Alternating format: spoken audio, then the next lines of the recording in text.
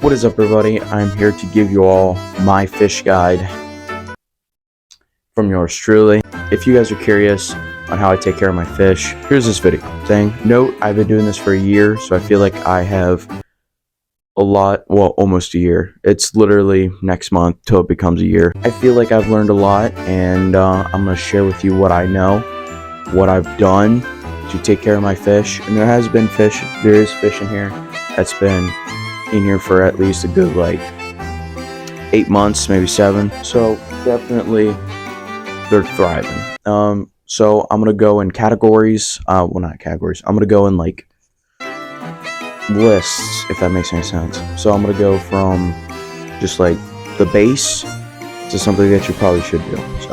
So one of the first things I can tell you is get a pretty decent sized tank.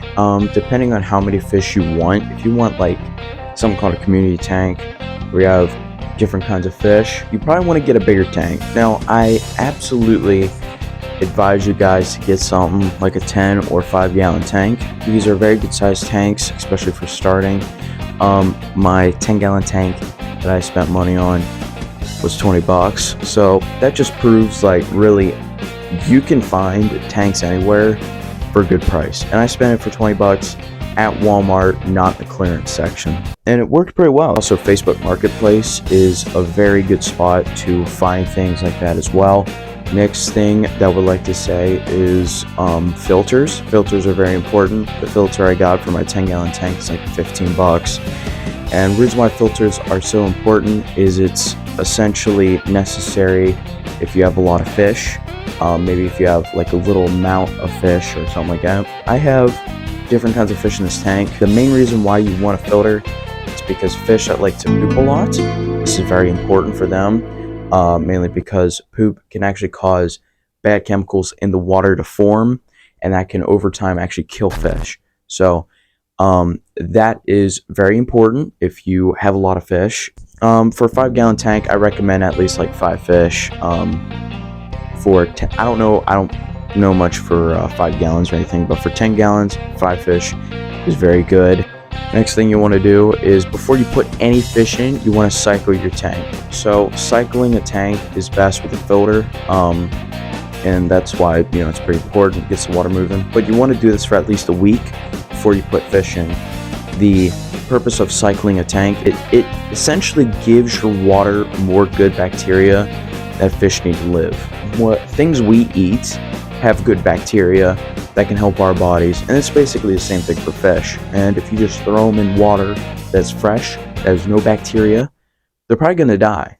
Next thing is water changes. Now, water changes are very important. I do this every 2 weeks. Like I said, depending on what kind of fish you have. Guppies do not poop a lot. I also have a platy. They don't poop a lot. And I do have a sucker. I think they do kind of poop a lot, but it's not intense or anything like that. But like I said, fish that poop a lot, you probably do want to do water changes. Now, like I said, I do this every 2 weeks. So you can do it every 1 week. You could do it 2 times a week. It really doesn't matter. There's even people that do it once a month. So whenever I do one of my water changes, I put it down to this level, simply because it's just better and you won't lose that cycling process. Just fill it back up with dechlorinated water.